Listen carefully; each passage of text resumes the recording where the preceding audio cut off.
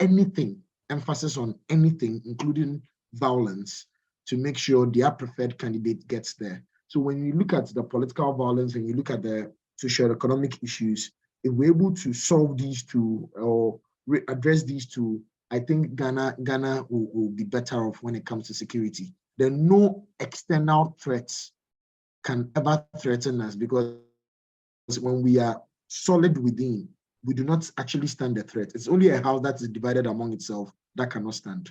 It's not just biblical, it's security-wise too. Thank you. Thank you very much. I think you did a two-tier answer, and I was already going to ask about the recommendations that we may have to ensure that our security is as tight as possible. So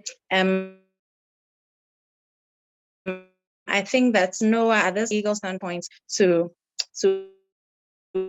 buttress whatever Edmund just mentioned about the mechanisms that we can put in place to ensure that our security is improved. Okay, yeah. So I think Edmund aptly summarized almost all the talking points on this question. But what I would say is that, like you rightly mentioned, our internal security is very pivotal. And when we have a very good internal security structure, it becomes very difficult for us to be threatened outside. Historically, if you've looked at most of the insurgencies around the world, even when there is an external influence, a person or a group of people in the country, because it is easy to destroy from within than from without. That leads me to talk about one very important area that I think we are taking for granted in Ghana, and that is our immigration.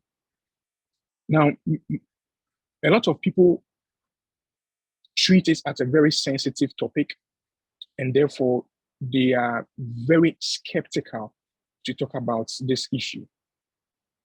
But I think that the issue is not to prevent people, especially our African neighbors, from coming to Ghana. But we need to have a very good immigration system that documents people that come into the country and that leaves the country. I think that in the past few years, or even the past months, there have been a lot of security alerts from the US, from Canada, and other Western countries to Ghana, informing of a possibility of some extremist attack in Ghana.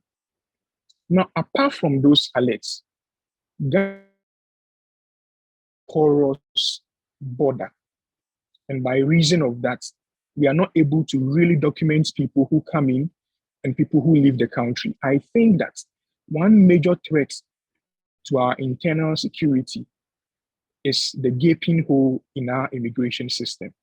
And from a legal point of view, I think we need to go back and reassess our immigration laws and our immigration policies, by which we will have very effective systems to trace every person who comes into the country and every person that leaves the country.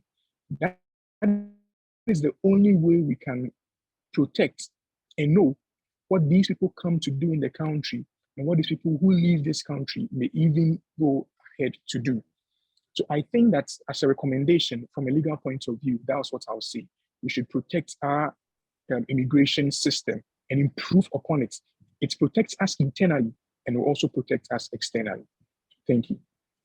Thank you very much. I totally agree with these recommendations, especially with the immigration system, because if we are to create a loophole in our system, we invite these threats to ourselves. So now to conclude, I would give everyone about 30 seconds to just give us our final words as we are celebrating our 66th independence anniversary, what we can tell our fellow Ghanaians to ensure that we are safe in terms of security, and we are fine. Yes, we are enjoying our freedom that our forefathers toiled for us.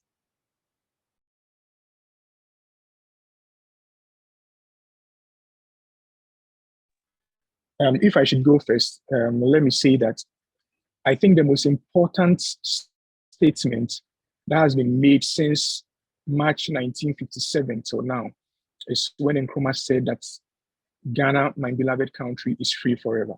The freedom that was promised with our independence should mean something to us. It should mean freedom from everything that attempts to indict our rights, our aspirations, and that will try to divide us as a people. We should use this Independence Day to remind ourselves of the promise that independence came with, and we should pursue that and not allow anything, any power, or any system to frustrate that aspiration that was promised us when Ghana attained independence. Thank you. Thank you. Now to Edmund, please. I think I would like to repeat what almost every year we tell ourselves as Ghanaians. We should remember that there's only one Ghana. There's no Ghana elsewhere. And it's in unity that we can preserve that Ghana. So let us have value for our Ghana. Let us unite, put aside our differences, and do the best in the interest of the country and not in our own parochial personal interests. Thanks. Thank you so much. Thank you very much to our guest speakers, Edmund, Akoto, Bamfo, and guest though, but sure. Okay, to our speakers for accepting to speak to us on security. This has been the CSPR Independence Day webinar, and we've been analyzing Ghana's security challenges, talking about pre-independence situations and what we have now. I would urge each and everyone to make sure that we are security conscious enough. We are imbibing in us whatever recommendation and make sure that whatever resources and whatever freedom that our forefathers fought and toiled to gain for us are protected. Thank you all so much and enjoy your holiday. Goodbye.